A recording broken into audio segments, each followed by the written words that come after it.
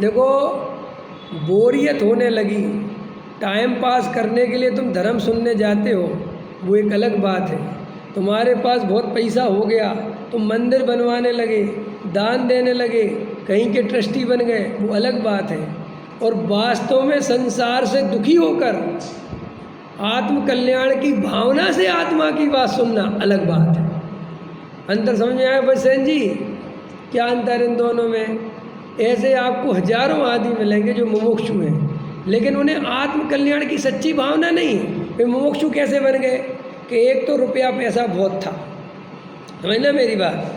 तो मंदिर जाने, आदमी प्रतिष्ठा पाने के लिए सबसे अच्छी जगह कौन सी है? मंदिर। तो यहाँ आए, तो यहाँ आके दान दिया तो लोग सेठ जी करते हैं। तो एक तो आधातर आदमी इसी में रहता है। फिर अथवा उनके पिताजी कांजी स्वामी के पास जाते थे और गुरुदेव का वचन सुनते थे, तो वे इस बात से, और थोड़ी बहुत बात उनके पिताजी बता गए कि बेटा सच्चा तत्व तो यही है, गुरुदेव श्री ऐसा बताते, ऐसा कुछ बता गए, पाठशाला पढ़ा दी, तो इतने तो बैठ गया कि इस धर्म में रहना है। तो इस धर्म में रहना है तो इस धर्म में ही रहते हैं, गुरुदेव की फ़ोटो लगाते हैं, विद्वानों की सेवा सत्कार करते हैं, लेकिन अंदर में आत्म कल्याण की भावना नहीं समझते। कुल परंपरा से उस धर्म का पालन करते हैं। उनको पता नहीं है कि वे कुल परंपरा से कर रहे हैं, लेकिन अंदर में वो कुल परंपरा ही चल रही है। समझ में आया? कई लोग ऐसे होते हैं कि अब 60 साल की उम्र हो गई, रिटायर हो गए, तो बोरियत होने लगी। अब बोरियत होने लगी तो मंदिर में जा रहे थे, समझ में आया, ऐसे दर्शन करके आ जाते थे। पहले तो समय नहीं था, अब समय मिलने लगा, तो बोले यार चलो प्रवचन में बैठ जाते हैं। अब प्रवचन में बैठे तो थोड़ा काम मिल गया तो शास्त्रों पढ़ने लगे। तो लिखने पढ़ने की आदत तो थी, क्योंकि सरकारी नौकरी में थे, तो डायरी वायरी लेके आने लगे, नोट्स वोट्स बनाने लगे, और फिर धीरे धीरे हो सकता है कि 2-4 को पढ़ाना भी सीख जाए। फिर पता चला कि रस आ गया, तो उनका एक ज़िंदगी का बहुत बड़ा जो बोरिंग पीरियड हो रहा था, वो उनका बहुत अच्छा पीरियड हो गया। आया समझ में? उन्हें पता ही नहीं कि हमें आत्मा अनुभव करना है। ऐसे बहुत लोग होते हैं। ये सब आपको बंटवारे करोगे तब पता चलेगा कि 99% तो इसी में छट गए। इसलिए वो सम्यक दर्शन दुर्लभ क्यों है? इसीलिए दुर्लभ है क्योंकि जो अपन सोचते हैं कि ये 100 आदमी यहाँ पर लगे हैं, वे 100 वास्तव में आत्म कल्याण से नहीं लगे रहते। उनमें से वो 1-2 ही होते हैं। वे 98 तो वे ऐसे ही चिपके हैं बस। कोई परंपरा से आ रहा है, कोई देखा देखी आ रहा है, कोई मुमुक्षु बन गया बस। भैया वहाँ के मंदिर बहुत अच्छे होते हैं, बढ़िया शांति होती है, बढ़िया, अपन तो वहीं जाएंगे, इसलिए मुमुक्षु बन गया। कोई मान के चक्कर में मोक्षु बन गया कि वहाँ व्यवहारियों में जगह नहीं मिल रही थी, क्योंकि वहाँ कंपटीशन बहुत था। वहाँ 10 करोड़ की भी बोली लो तो कोई पूछने वाला नहीं है, और यहाँ 10 लाख की लो तो आगे पीछे घूमने वाले हैं। देखो, हमें अपने अभिप्राय की खोट पता ही नहीं चलती, क्योंकि हम अभिप्राय की खोट अगर जानने लगेंगे तो डिप्रेशन में चले जाएंगे। पता है आपको, मनोवैज्ञानिक अपन को कहते हैं कि तुम भुलावे में जियो। भुलावे में समझते हो? बेहोशी में जियो। क्योंकि अगर तुम्हें वास्तव में होश आ गया कि तुम कैसे हो, तो तुम्हारा जीना मुश्किल हो जाएगा। अपन क्रूर है कि करुणा वाले? सोचो, आपने अपनी इमेज बना रखी कि नहीं मैं तो बहुत दयावान हूँ। दयावान नहीं है। अंदर में जाके देखो आप कितनी क्रूरता का उपयोग करते हैं।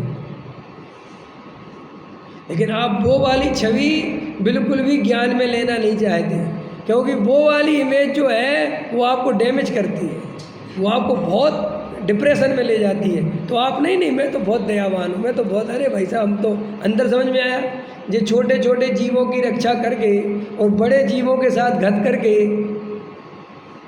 है समझ में? ये क्यों बैलेंस बन गया? तो उसको छोटी छोटी जीवों की रक्षा कर ली ना, तो बहुत संतुष्ट होगा। और जो बड़े जीवों के साथ अन्याय कर रहा है उस तरफ पर ध्यान नहीं जाता। लोग बहुआरम परिग्रह जोड़ते रहते हैं, कैसे जोड़ते हैं वो सब जानते हो, उसमें मुझे बोलना नहीं। लेकिन वो थोड़ा दान करते रहते हैं तो वो दान वाली इमेज को आगे रख लेते हैं, और जो वो पाप वाली इमेज है ना, जो बहुआरम परिग्रह जोड़ रहे हैं, उसको कर लेते हैं पीछे। क्योंकि अगर वो वाली इमेज आगे आएगी तो उसको नरक का डर सताएगा। है हाँ, लोग वोग की तो छोड़ो, लोग की तो छोड़ो, अभी लोग वो तो बात का मैटर है। अभी तो अपने ही अंदर का चोर बता रहे हैं हम कि अपन अपने अंदर की सच्चाई पूरी तरह जानना नहीं चाहते।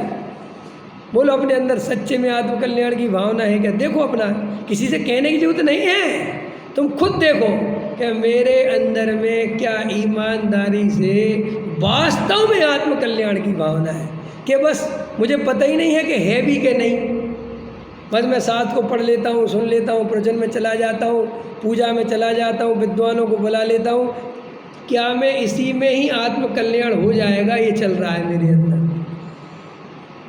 आपको पता है शास्त्रों में आचार्य भगवंतों ने ये बात बार बार क्यों लिखी कि हे जीव तू अनंत बार मुनि बना, ये बहुत दुर्लभ है, बहुत दुर्लभ है, बहुत दुर्लभ है, बहुत दुर्लभ है। क्यों लिखा उन्होंने?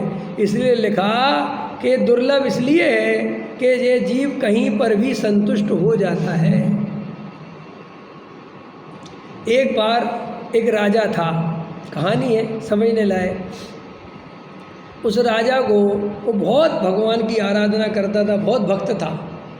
एक बार रात को वो सो रहा था और वास्तव में भगवान साक्षात प्रकट हो गए और भगवान ने राजा से कहा कि राजन उठो, जागो। तो वो उठा नींद में ही, आधा स्वप्न में था। तो उस राजा से कहा कि तुम मेरी इतनी प्रतीक्षा करते हो, मैं तुम्हें कल दर्शन दूंगा, अच्छे से अपना पूरा रूप दिखाऊंगा। तुम जो है जो अपने राज्य की लास्ट की पहाड़ी है वहाँ पर मैं आऊँगा और 2 बजे आऊँगा और वहाँ पर दर्शन दूंगा। तो राजा सुबह उठा तो उसको स्वप्न याद रह गया। तो उसने कहा 100% सत्य है और दर्शन देंगे। तो उसको ऐसा भाव आया कि मैं अकेले ही दर्शन क्यों करूं भगवान का, मेरी सारी प्रजा को दर्शन करना चाहिए। तो उसने बाकायदा ढिंढोरी पिटवाई पूरे अपने राज्य में कि आज भगवान दर्शन देने वाला है और 2 बजे वो आएगा और उस पहाड़ी पे आएगा और मैं जाऊंगा और सब लोग मेरे साथ चलना। तो सब बहुत खुश हो गए, वाह वाह भगवान के दर्शन मिलेंगे, बहुत खुश हो गए, जनता बहुत खुश हो गई। समझ में आया कि नहीं आया? और उसने स्वप्न में भी ये भी बात थी कि भगवान ये भी कह रहे थे कि तुम अकेले पहुंच जाओ तो ही बहुत बड़ी बात है, वहाँ पहुंचना कठिन है। लेकिन उसको कहा कि उसमें कठिन क्यों है, आपने पहाड़ी बता दी और मैं पहुंच जाऊंगा। लेकिन उसको भूल गया।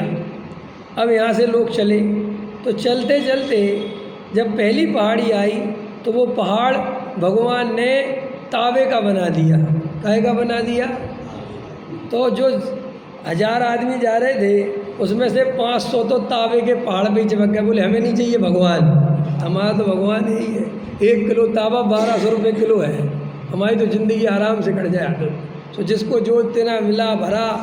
उस राजा ने खूब समझाया कि भैया ऐसा मत करो, आगे भगवान है साक्षात।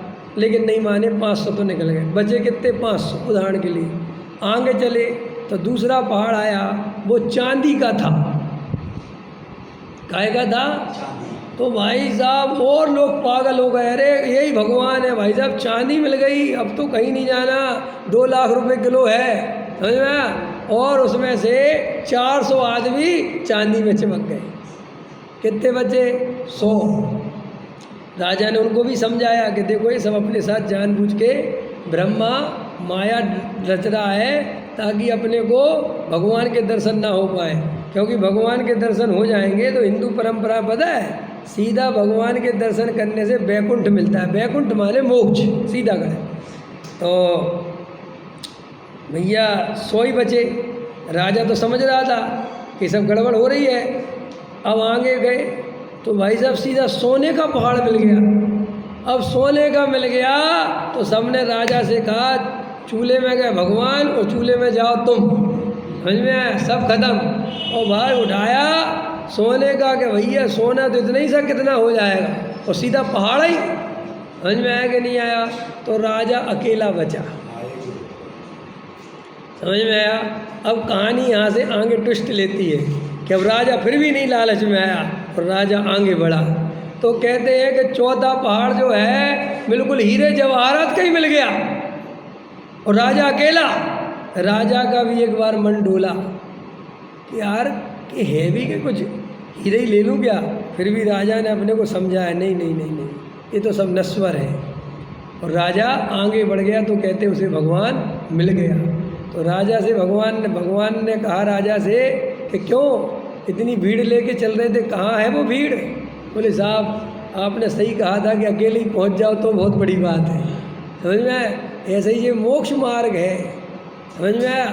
चलती तो बहुत भीड़ है, लाखों आदमी चलता है एक सदगुरु के पीछे, लेकिन सदगुरु तो अपने रास्ते चलता चला जाता है। उसके पीछे चलने वाली भीड़, कोई एक ग्रुप बना लेता है, फिर कोई दूसरा ग्रुप बना लेता है, कोई तीसरा ग्रुप बना लेता है, कोई चौथा ग्रुप, वो सब बनते उसी के नाम पर है, समझ में आया। और वो महापुरुष तो एक दिन आगे निकल जाता है और मोक्ष में चला जाता है। और उसको पीछे चलने वाले कोई इक्का तुक्का, कोई मजबूत निर्णय वाला जीव हो तो वो सदगुरु की संगति कर पाता है। बाकी सदगुरु के सत्संग करने वाले तो लाखों होते हैं, लेकिन उसमें तरने वाले एक आध दो बड़ी मुश्किल से होते हैं।